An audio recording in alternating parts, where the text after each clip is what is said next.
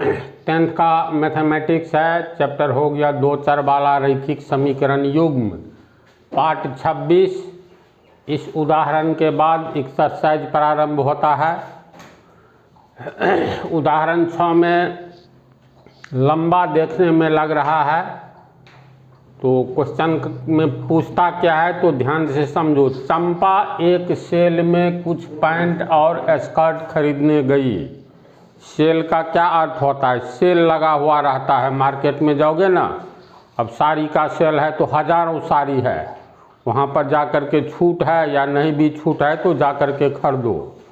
तो सेल बहुत सारे आइटम का अलग अलग सेल, सेल मतलब बिक्री के लिए कोई सामान बहुत सारा रहता है तो कहते हैं चलो वहाँ सेल लगा हुआ है। तो चंपा एक सेल में जाती है जहाँ पर उसे कुछ खरीदना है। तो चंपा एक सेल में कुछ पैंट और स्कर्ट खरीदने गई। इसको दो आइटम लेना है, पैंट और स्कर्ट। जब उसकी सहेलियों ने पूछा कि प्रत्येक के कितने नग खरीदे, नग का अर्थ हुआ पीस, यानी चंपा नाम की एक लड़की है जिसको पैंट और स्कर्ट लेना है। तो उसकी सहेली पूछती है प्रत्येक का, यानी कितना पैंट लोगी और कितना स्कर्ट लोगी। तो प्रत्येक के कितने नग खरीदे, यानी इन दोनों का कितना पीस खरीदे। तो उसने उत्तर दिया, चंपा उत्तर देती है स्कर्ट की संख्या खरीदे गए पैंटों की संख्या की दोगुनी से दो कम है। यानी चंपा से जब पूछा जाता है, उसकी सहेली पूछती है जो कितना पैंट लोगी और कितना स्कर्ट लोगी। तो चंपा बोलती है जो प्रत्येक के कितने नग खरीदे, यानी कितना कितना पीस खरीदे। तो उसने उत्तर दिया, चंपा ने स्कर्ट की संख्या, यानी जो भी स्कर्ट लेंगे उसकी संख्या खरीदे गए पैंटों की संख्या की दोगुनी से दो कम है। यहीं तक पहले समझो। यानी देखो स्कर्ट की संख्या कितना है, खरीदे गए पैंटों की संख्या की दोगुनी से दो कम। यानी इसको हम लोग अगर भाषा में लिखे, गणित की भाषा में, तो स्कर्ट की संख्या, स्कर्ट के लिए एस का प्रयोग करते हैं और पैंट के लिए पी का। तो प्रश्न के अनुसार ये चंपा जो जवाब देती है, स्कर्ट की संख्या यानी एस की संख्या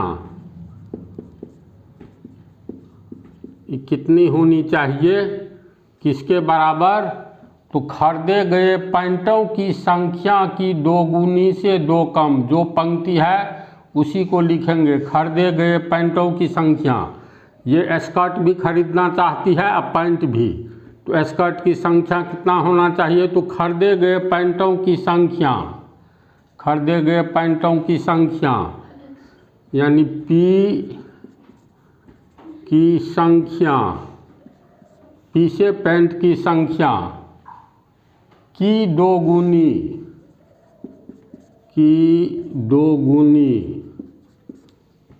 की दोगुनी से दो कम, दोगुनी से दो कम। इतना ही को समझो तो हिसाब इजी हो जाएगा। स्कर्ट कितना खरीदना चाहती है चंपा? तो चंपा की सहेली जब चंपा से पूछती है कितना स्कर्ट लोगी, कितना पीस स्कर्ट और कितना पीस पैंट, तो चंपा जवाब देती है स्कर्ट की संख्या कितना होना चाहिए? तो पैंटों की संख्या की दोगुनी से दो कम। मान लो पैंट, ये 20 पैंट खरीदना चाहती है, 20 पी से पैंट खरीदना चाहती है चंपा। तो पी की संख्या यानी पैंट की संख्या 20, तो 20 की दोगुनी, तो 20 का इसको कैसे लिखेंगे? पी की संख्या की दोगुनी, सिर्फ इतना ही को, जैसे 5 का 2 गुना, या 2 गुनी। कैसे इसको लिखेंगे? 5 और ये गुना 2, मालूम है ना, तो 5 का 2 गुनी, तो 5 गुने 2, 5 दूनी 10 होगा। उसी तरह पी की संख्या की 2 गुनी, तो पी पेंट अगर 20 लेना चाहता है तो की 2 गुनी यानी गुना 2 से 2 कम है तो -2। समझे? नहीं समझी ढंग से, फिर देखो। 24 10 के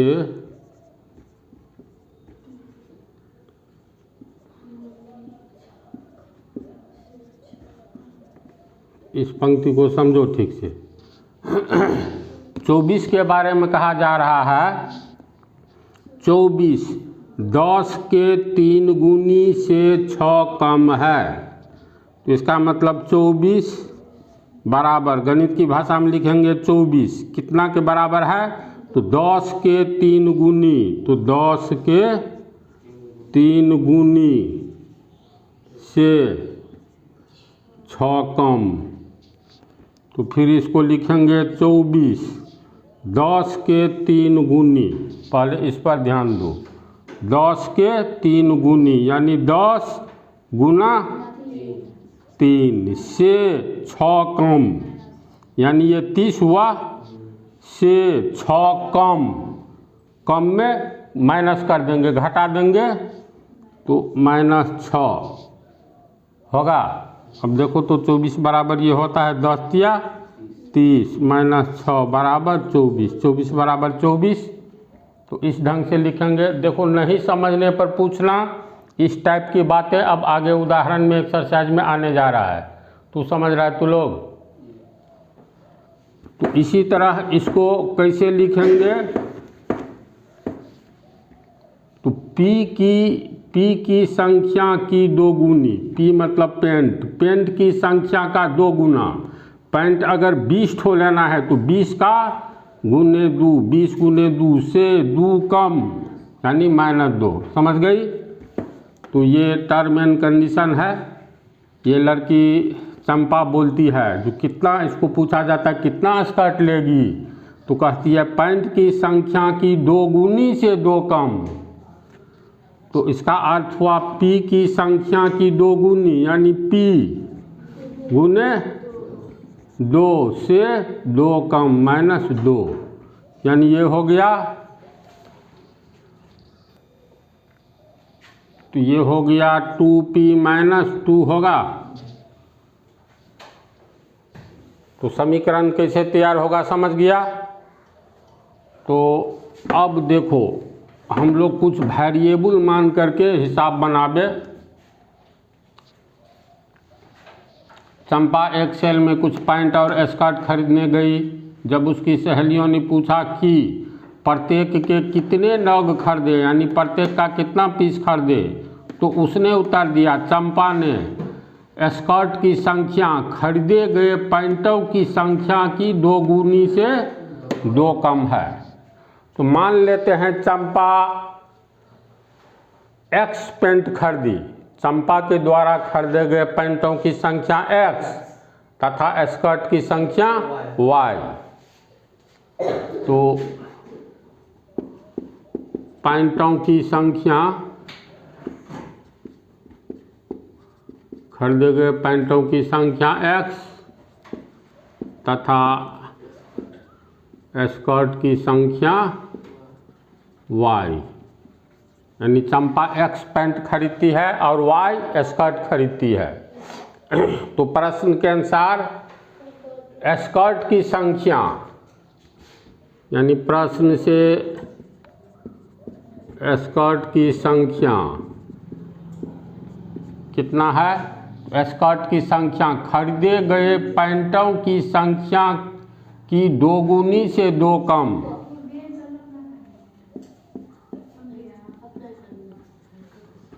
पैंटों की संख्या की 2 गुनी से 2 कम। इस पंक्ति पर ध्यान दो। स्कर्ट जितना खरीदी है पैंटों की संख्या की 2 गुनी से 2 कम है, तो कितना स्कर्ट ली है? Y। तो स्कर्ट खरीदी Y। पैंटों की संख्या X की 2 गुनी यानी गुना 2 से 2 कम, तो 2 घटाएंगे। एक इक्वेशन बन गया। तो ये हो गया, इसलिए y बराबर 2x माइनस 2। ये हो गया पहला समीकरण। इसके बाद पुनः वो कहती है, ये चंपा बोलती है, जो स्कर्ट की संख्या खरीदी गई पैंटों की संख्या की 4 गुनी से भी 4 कम है, यानी स्कर्ट की संख्या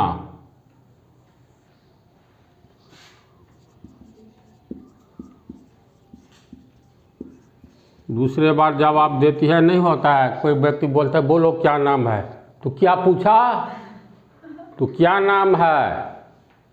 जैसे तुमको पूछे हवा का पर्यायवाची बोलो, तो पवन। फिर पूछेंगे हम नहीं सुने, तो कहोगे वायु। तो बात एक ही है। तो पहली बार जवाब दी, जो स्कर्ट की संख्या पैंटों की संख्या की 2 गुनी से 2 कम। फिर दूसरे बार बोला गया फिर बोल, तो बोलती है स्कर्ट की संख्या खरीदी गई पैंटों की संख्या की 4 गुनी से 4 कम। इसी पंक्ति को उतारेंगे। स्कर्ट की संख्या बराबर पैंटों खरीदी गई पैंटों की संख्या की 4 गुनी, खरीदी गई, इसमें जो पंक्ति है उसी को उतार रहे हैं। हिसाब बनाने पर फेर में ऐसे ही बनेगा। स्कर्ट की संख्या बराबर खरीदी गई पैंटों की संख्या, खरीदी गई पैंटों की संख्या की 4 गुनी, की 4 गुनी से 4 कम। कितना स्कर्ट खरीदी है, ध्यान से देखो। स्कर्ट की संख्या Y, तो Y स्कर्ट खरीदी है। खरीदी गई पैंटों की संख्या कितना, पैंटों की संख्या X की 4 गुनी यानी गुना 4 से 4 कम यानी -4। इसीलिए y बराबर 4x माइनस 4। ये हो गया समीकरण 2। तो बोलो इतनी बातों को तू लोग समझा अच्छी तरह।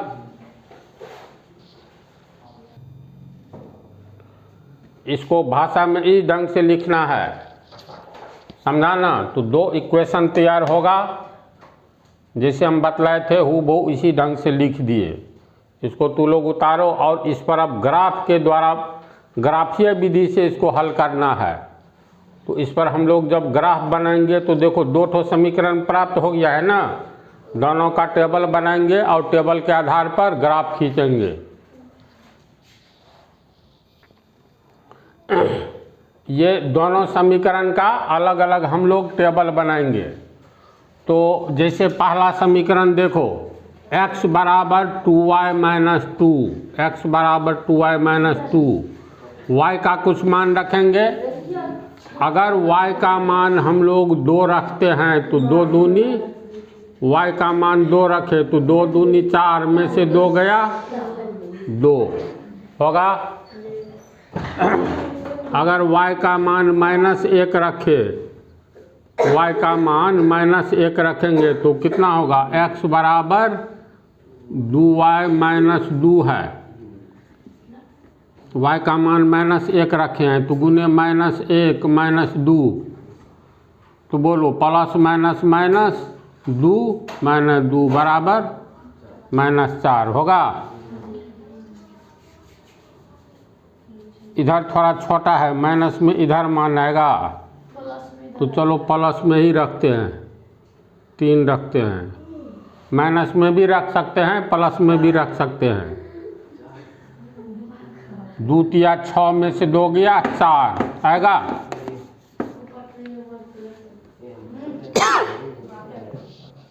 इसके बाद दूसरा देखो, दूसरा इक्वेशन, 4 का y का मान 0 लेंगे कितना होगा, y का 0 ले लिए, 4 गुने 0 बराबर 0 -4 होगा, 1 रखेंगे तो 4 एकन 4 में से 4 गया 0।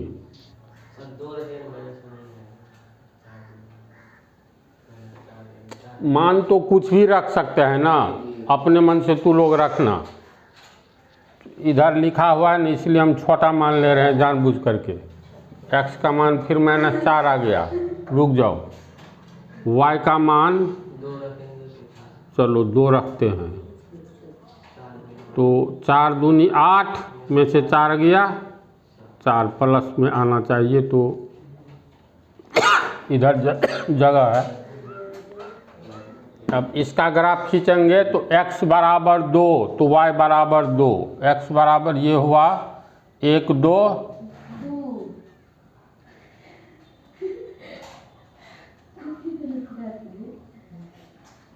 x बराबर 2 y बराबर 2, 1 2, एक बिंदु ये प्राप्त हुआ, बिंदु ए, x नियामक 2 y नियामक 2, x बराबर 4, 1 2 3 4, तो x बराबर 4, x बराबर 4 तो y बराबर 3, 1 2 3। इसको आगे की ओर बढ़ाएंगे तो इस तरह 2 बिंदु प्राप्त हो गया, इसका नाम b रखते हैं। b का x नियामक 4, y नियामक 3, 2 बिंदु प्राप्त हो गया, इसको नीचे लिख देते हैं। दोनों बिंदु पर पटरी रख करके अगर हम लोग एक सरल रेखा खींचे तो वो सरल रेखा प्राप्त हो जाएगा, तो इसको इससे मिलाएंगे। ये सरल रेखा किस समीकरण का ग्राफ है, तो इसका ग्राफ है ना, लिखेंगे x बराबर 2y माइनस 2, x बराबर 2y माइनस 2, इसका ग्राफ है। अब समीकरण 2 से आ जाओ, समीकरण 2 में x बराबर 4, तो 1 2 3 4 यही सरल रेखा हुआ, इस पर डबलिंग कर देंगे। x बराबर 4, y बराबर 2, y बराबर 2, ये भी यही हुआ। यानी इस बिंदु का देखो नाम रखा हुआ है, क्योंकि समीकरण नंबर 2 से हम लोग डाटा के आधार पर ये खींच रहे हैं, तो अलग से नाम रख दो। ए बी रखा तो यहाँ c, x नियामक 4 y नियामक 2, 4 और 2, समझा। फिर x का मान 0, x का मान 0 यहाँ पर है, 1 रहता यहाँ तो y एक्सिस के समानांतर खींचते, 2 पर y एक्सिस के समानांतर, तो x बराबर 0 है, इसका मतलब y एक्सिस पर ही पेंसिल चला देना है। तो ये हो गया x बराबर 0, x बराबर 0 तो y बराबर 1, y बराबर 1,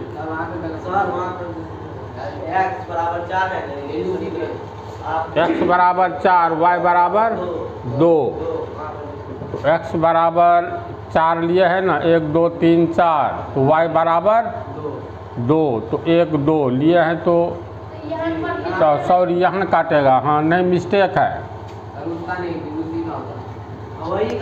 यही है ना जी। x बराबर 4, 1 2 3 4 ये रेखा हुआ, तो y बराबर 2, तो 1 2, तो ये इसको आगे में यहाँ काट रहा है, यहाँ काट रहा है। आप नीचे वाले मान भी इससे पहले जो लिखे थे, यहाँ जो बिंदु प्राप्त हुआ था a, इसका x नियामक 2 और y नियामक 2, इसमें मिस्टेक हुआ था। तो x बराबर 4 1 2 3 4 ये रेखा हुआ, y बराबर 2 1 2 यहाँ पर काटा तो इसको बिंदु C, x बराबर 4 y बराबर 2 4 और 2 एक बिंदु ये प्राप्त हुआ। x बराबर 0 तो x बराबर 0 का ये लाइन हुआ, y बराबर 1 तो y बराबर 1 यहाँ पर काटा, इसको D मान लेंगे। D का x नियामक 0, y नियामक 1। समझा? अब ये जो है इसको आगे की ओर बढ़ाएंगे। दो बिंदु एक ये और एक ये प्राप्त हुआ है, दोनों को मिलाने पर एक दूसरे को कहाँ काटेगा? तो इसको और हम लोग इस सरल रेखा को अगर पीछे की ओर खींचेंगे तो ये ऐसे जाएगा।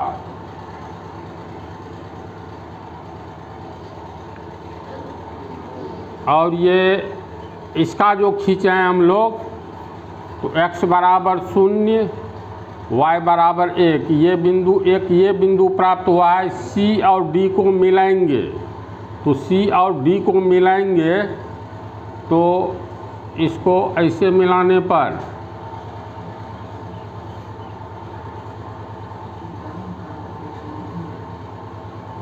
देखो इस बिंदु पर काट रहा है, फिर ये ऐसे हो जाएगा, यानी यहाँ पर काट रहा है। समझा? काटान बिंदु D हुआ, इसको ठीक से समझा तू लोग? तो इस समीकरण युग्म से प्राप्त ग्राफ में दो सरल रेखाएं प्राप्त होती है जो एक दूसरे को बिंदु D पर काटती है। अतः बिंदु D का x नियामक x का मान होगा, y नियामक y का मान होगा। देखो निष्कर्ष में ग्राफ से प्राप्त दोनों सरल रेखाएं एक दूसरे को बिंदु D पर काटती है। यहाँ बिंदु D पर काट रहा है ना जी, ये और ये वाला बिंदु D पर काट रहा है। तो कटान बिंदु D का x नियामक 0 है, y नियामक 1 है। x हम लोग किसको माने हैं? x माने हैं स्कर्ट की संख्या को x, यानी x का मान आया 0 और पैंट की संख्या को माने है y का मान 1 आया है, y नियामक 1 है। तो इसका अर्थ ये हुआ चंपा ने स्कर्ट खरीदी ही नहीं, 0, सिर्फ इस शर्त के अनुसार एक पैंट खरीद पाई, y बराबर 1। समझ गया ना? तो इसको तो लोग उतार लो, फिर में ग्राफ बनाना है ग्राफ कॉपी में। अब अगले पार्ट से एक्सरसाइज स्टार्ट होने जा रहा है।